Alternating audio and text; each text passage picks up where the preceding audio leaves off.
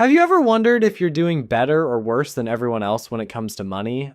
Maybe you're lying awake at night thinking about your bank account balance, wondering if other people your age have more saved up than you do. Or perhaps you're scrolling through social media, seeing people posting about their latest vacation or brand new car, and you can't help but wonder how they afford it all. Well, today I'm going to pull back the curtain on the financial reality of the average person. And I guarantee some of these numbers are going to shock you. Some might make you feel better about your situation, while others might be a serious wake-up call. Either way, by the end of this video, you'll have a crystal clear picture of where you stand financially compared to everyone else. My name is Nick, and I help people understand money, personal finance, and building wealth. If you're interested in getting your finances on track and maybe even getting ahead of the pack, make sure to subscribe to the channel and hit the like button if this information helps you out. Before we dive into these eye-opening statistics, let me ask you something. When you think about the average person's financial situation, what comes to mind? Do you picture someone who has their act together, steadily building wealth and preparing for retirement? Or do you imagine someone who's basically living paycheck to paycheck, hoping everything works out in the end? The truth is, most of us have no idea what normal actually looks like when it comes to money. We might have assumptions based on what we see around us, but the reality is often very different from what we imagine. And here's the thing that makes this whole topic so fascinating. Understanding these numbers isn't just about satisfying your curiosity, it's about giving you the information you need to make better decisions with your own money. Think about it this way. If you're trying to get in shape, wouldn't you want to know what the average person weighs or how much they exercise? If you're trying to improve your grades, wouldn't you want to know how you compare to other students? Money works the same way. When you understand where you stand compared to everyone else, you can make more informed choices about your spending, saving, and investing. So let's start with something that affects every single working person in this country: income. When you cash your paycheck every 2 weeks, are you earning more or less than the typical worker? According to the most recent data from the Bureau of Labor Statistics, the median weekly earnings for a full-time worker came in at just over $1,000. That works out to roughly $52,000 per year before taxes. Now, let me break that down a bit more. We're talking about individual income here, not household income, which would include a spouse or other family members who might be working. And when we say median, that means half of all workers earn more than this amount and half earn less. It's the middle of the pack. If you're making around $26 per hour, you're right there with the average full-time worker. But here's where it gets interesting. That $52,000 figure is before Uncle Sam takes his cut. After federal taxes, state taxes, Social Security, and Medicare, that number shrinks pretty quickly. Depending on where you live, you might be taking home somewhere between $35,000 to $40,000. Suddenly, that doesn't seem like quite as much money, does it?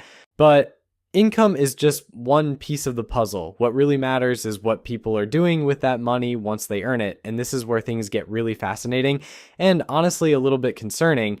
Let's talk about retirement savings, because this is where a lot of people are in for a rude awakening.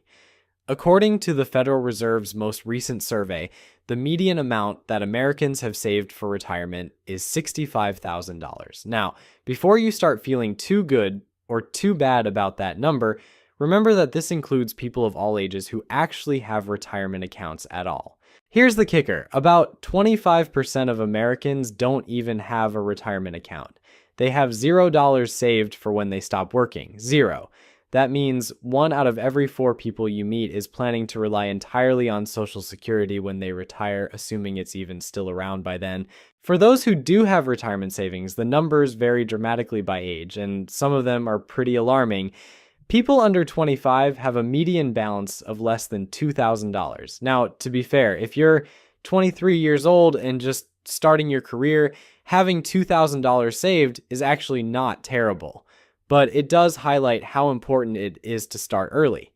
The 25 to 34 age group does a bit better, with a median balance of around $14,000. But even that amount seems pretty small when you consider that these are people who have been working for several years, and should be hitting their stride financially. By the time we get to the 65 and older crowd, the median balance climbs to around $88,000. And while that might sound like a decent chunk of change, let's put it in perspective.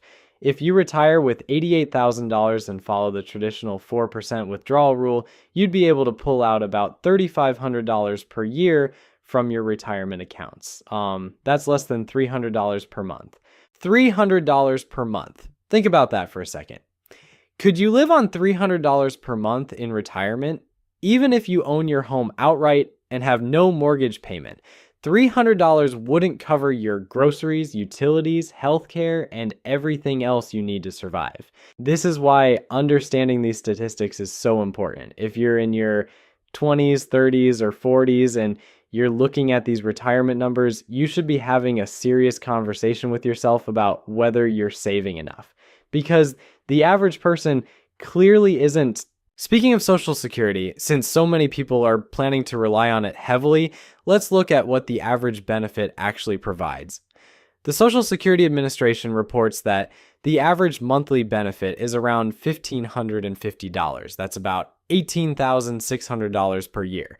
Now, $18,000 might sound like it could be workable, especially if you don't have a mortgage payment. But remember, this is the average payment. If you had years where you didn't work or earned very little money, your benefit could be significantly lower than this. And if you're someone who never earned much during your working years, you might be looking at a Social Security check that's barely enough to keep the lights on. On the flip side, some people take a completely different approach to Social Security.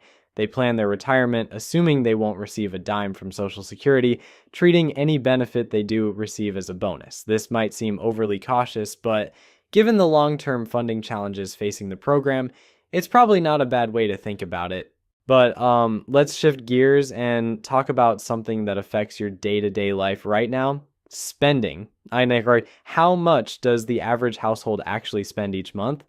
According to the Bureau of Labor Statistics, American households spend an average of about $5,577 per month.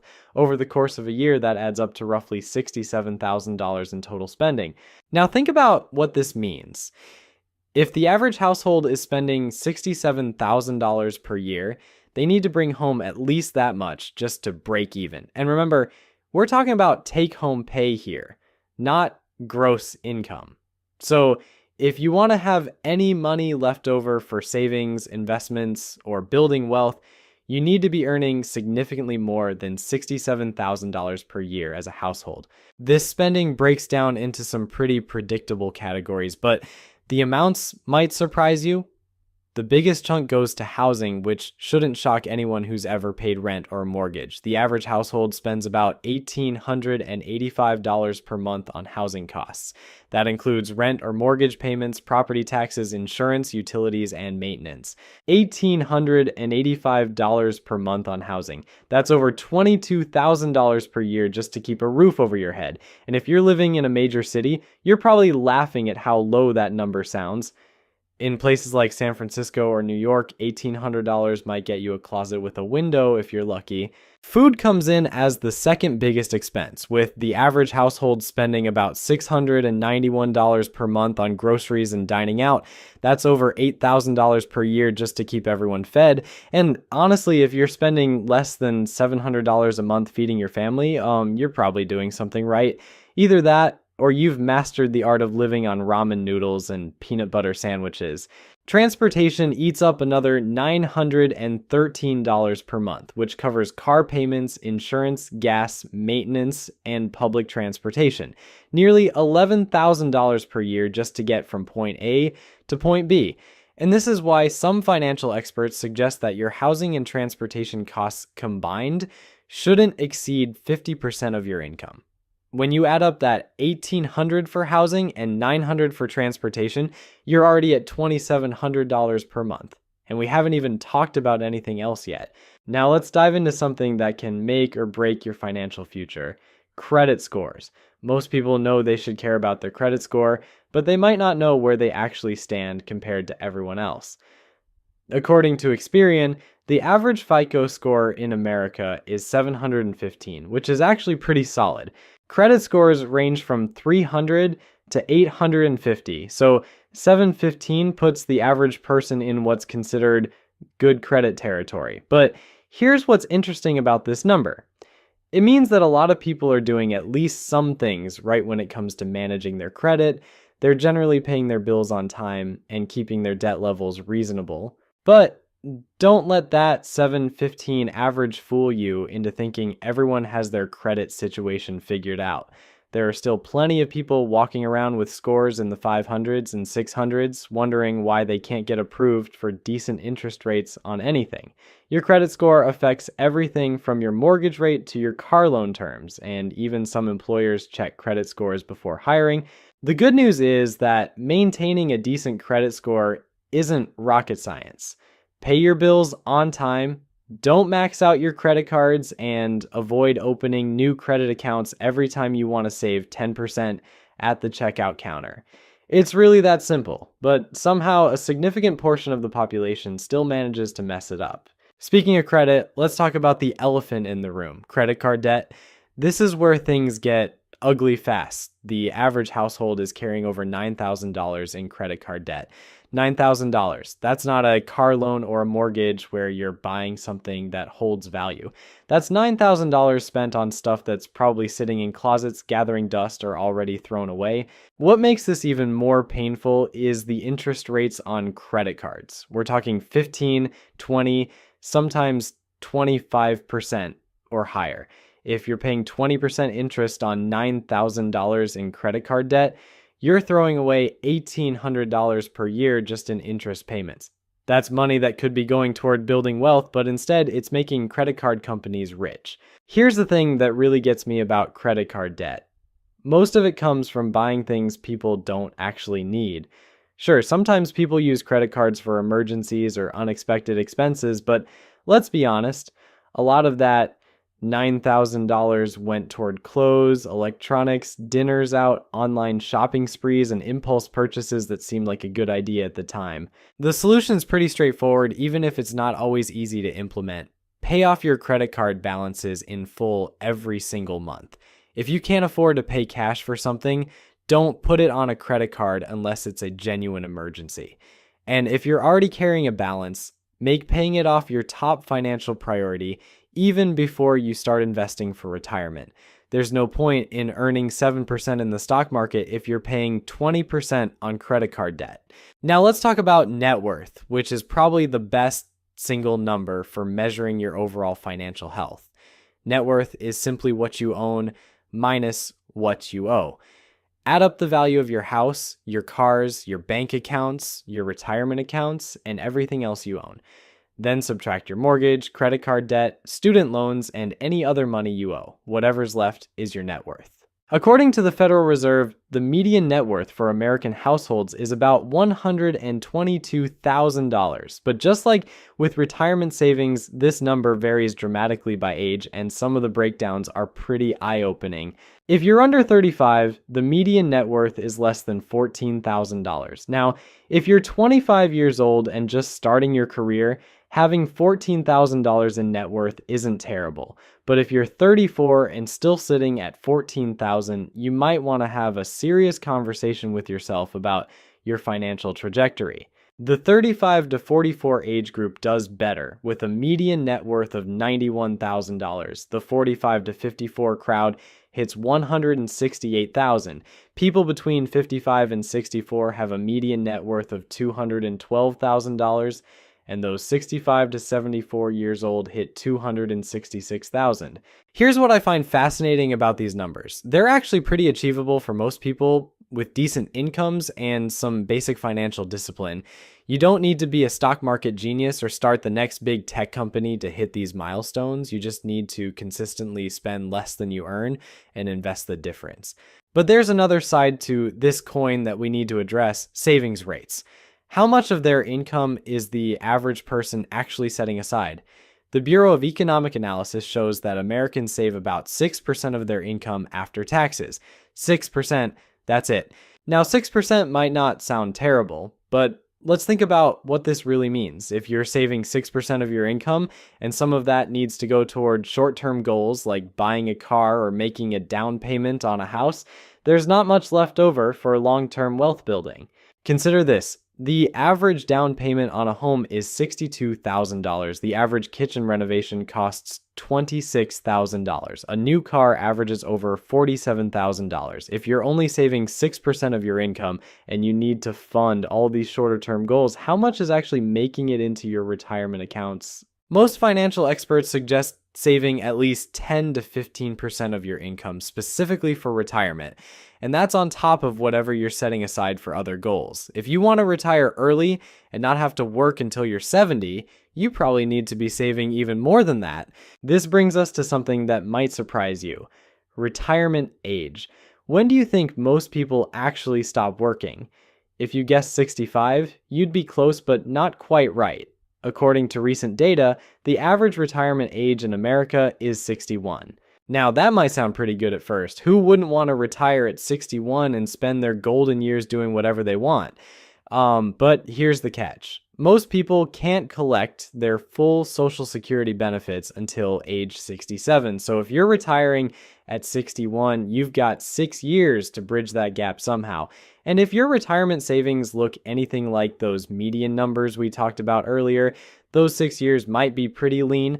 Here's another way to think about it. If you start working at 22 and retire at 61, you've been in the workforce for 39 years. That's nearly 4 decades of getting up early, commuting to work, dealing with bosses, sitting in meetings, and doing whatever it is you do to earn a paycheck.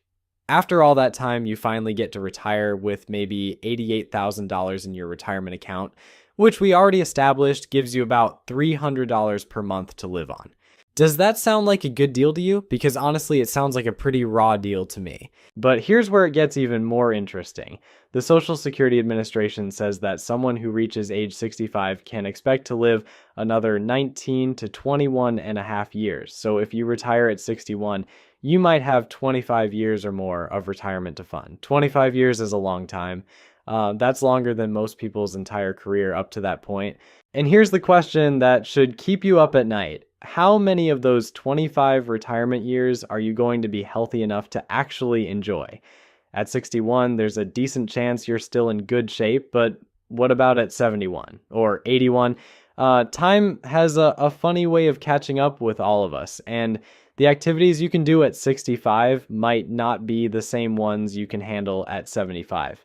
This is why understanding these financial statistics isn't just about satisfying curiosity. It's about recognizing that the average person's approach to money isn't working very well.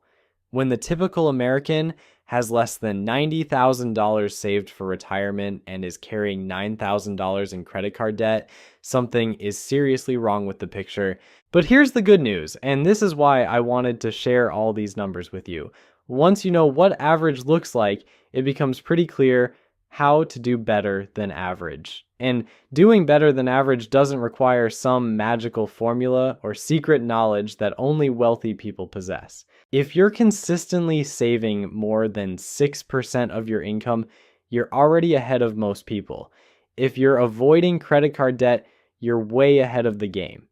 If you understand what you're investing in and you're actually putting money into retirement accounts on a regular basis, you're lapping the competition. The reality is that most of these statistics are pretty achievable to beat with some basic financial discipline. You don't need to earn a 6-figure salary or inherit money from a rich relative. You just need to be more intentional about your money than the average person. And frankly, that bar is set pretty low. Think about it this way. If the average household is spending $5,500 per month and you can figure out how to live comfortably on $4,500 per month, you've just freed up $12,000 per year for savings and investments. Do that consistently for a few decades and you'll be in a completely different financial league than most of your peers. The same principle applies to all of these statistics. Beat the average by a little bit in multiple areas and the compound effect over time becomes massive. Earn a bit more than $52,000 per year, save more than 6% avoid credit card debt, and invest consistently in low-cost index funds, and you'll retire with significantly more than $88,000. What I find most interesting about all of this is how these numbers reveal the gap between what people say they want and what they actually do. Everyone says they want financial security. Everyone says they want to retire comfortably. Everyone says they want to stop worrying about money. But the average person's behavior doesn't match up with these goals. Maybe that's because most people don't actually know what average looks like. Maybe they assume everyone else has their financial act together, so they don't feel any urgency to change their own habits. Or maybe they know they should be doing better, but they don't know where to start, or they think it's too late to make a difference. If you're watching this video and some of these statistics hit a little too close to home, don't panic. The fact that you're here learning about money and trying to understand your financial situation already puts you ahead of a lot of people. Most folks never even take the time to figure out where they stand or what they need to do differently. The key is to use these numbers as motivation, not as an excuse to give up. If you're 35 with less than $14,000 in net worth, that doesn't mean you're doomed to financial mediocrity. It means you have some work to do, but you also have 30 years or more to get it right. And if you're already doing better than these averages in some areas, don't let that success make you complacent. Maybe you have a solid credit score and no credit card debt, but your retirement savings are behind. Or maybe you're great at saving money, but you're keeping it all in a savings account, earning practically nothing instead of investing it for growth. The bottom line is this: these financial statistics of the average person should be eye-opening, but they should also be empowering. When you know what normal looks like, you can make informed decisions about whether you want to be normal or whether you want to be better than that. Personally, I think you deserve better than retiring at 61 with $88,000 and hoping Social Security doesn't run out of money. You deserve better than carrying credit card debt and spending every dollar you earn. You deserve the peace of mind that comes with having your financial house in order. These statistics show us where the average person ends up, but they don't have to define where you end up. Use them as a starting point, not a finish line, because once you understand what most people are doing with their money, it becomes pretty clear how to do something different and get much better results. The choice is yours.